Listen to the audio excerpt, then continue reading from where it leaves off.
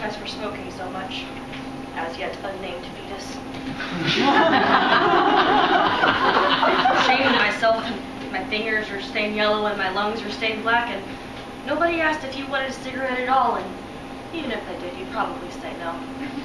But maybe you would say, yes, please, I could use a smoke. Who knows? But nobody asked you, and you couldn't speak even if they did. If I had my first words all over again, I would say bullshit. But instead, I said father. God knows where he is.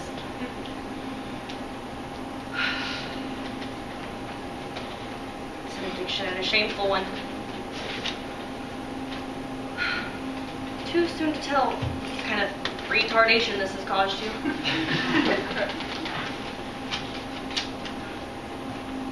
I'll tell you this. You will know your father. I didn't know mine, and I feel like it's affected my psychological health detrimentally.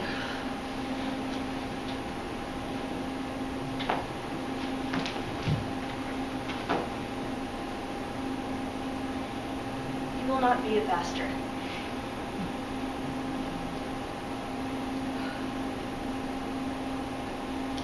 You will know your father.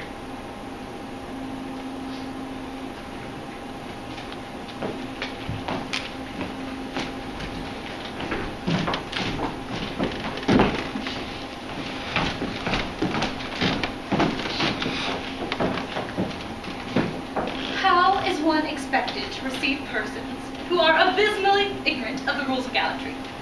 I'd wager they've never even laid eyes on the map of love and courtly poems, tender notes, full epistles, and oh goodness, places they've never even heard of. To come to pay one's court with no pom-poms on the knee, a hat with no feather in it, and a suit almost entirely lacking ribbons. Lovers are. Can't you see how this is evident? Everything about him, and they have no trace of that manner, which immediately gives one a good impression of other people.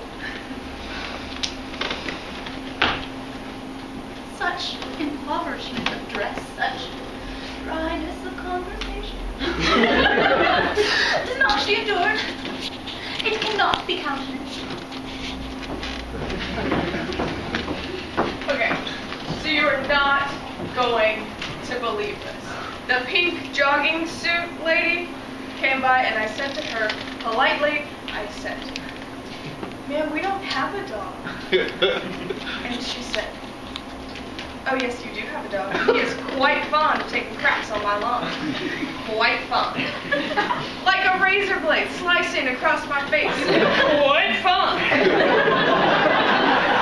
And I said to her, ma'am, would you like to come look inside the house? We don't have anything, especially a dog. And she said, I have been living in this neighborhood for 6 years and I jog every day, and that dog appeared out of nowhere and started taking craps on my lawn. Now I'm not asking you to clean up the crap, I'm just asking you to get rid of the dog. And at that point I almost started crying. And I said, ma'am, I have been accused of a lot of things in my life, but I have never been accused of owning a dog. And at that point, her voice changed and she said, look, if that dog craps on my lawn one more time, I'm calling the cops. And I said, are you kidding? The police are going to laugh in your face if you call them about some dog shit. And she said, aha! So you do have a dog. And I said, no. Fucking no. There's no dog here. And then, well, then she just turned around and walked away.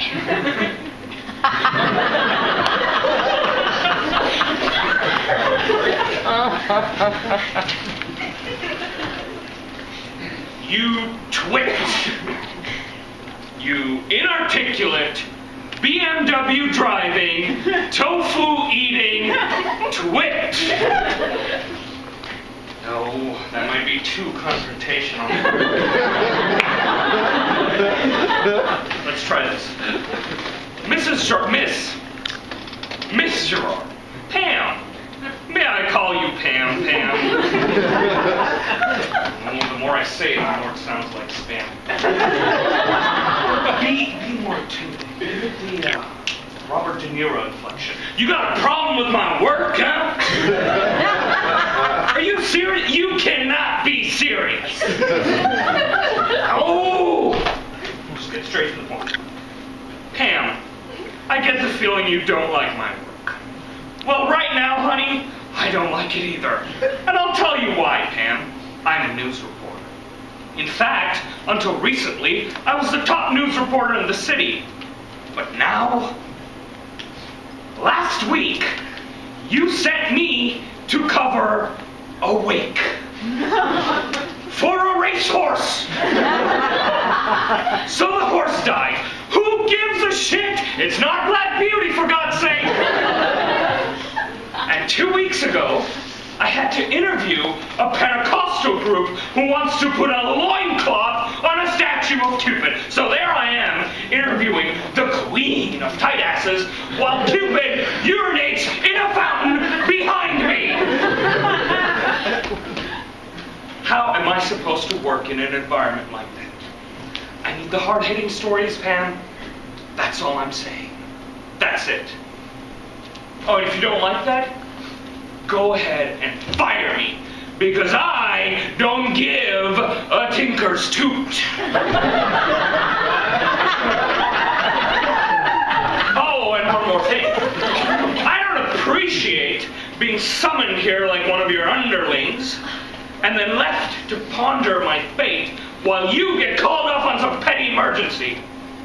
You understand what I'm saying, you scrotum cracking Alanis Morissette loving preening little tart? Warren Kimball waits for no one.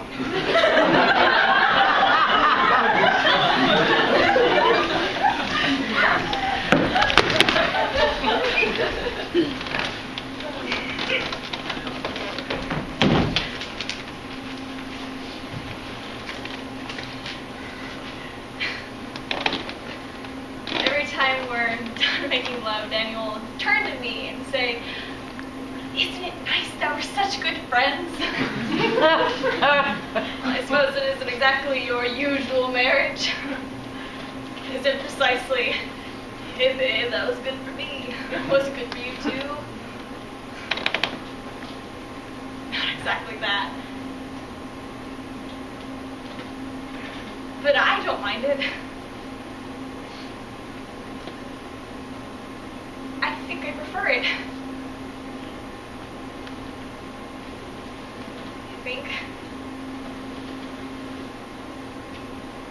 I think perhaps Daniel's more interested in our friendship than in our marriage. I mean, he seems happy enough being married to me. Certainly no less happy than when he was married, I suppose. Benjamin. And if I lose anything, it won't be the way your usual marriage ends. The friendship goes first and then the marriage falls apart.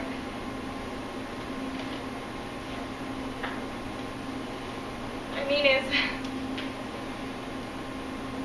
I think I have a friend. And if one day he decides that our being married is as silly as it is, then I'll lose the marriage.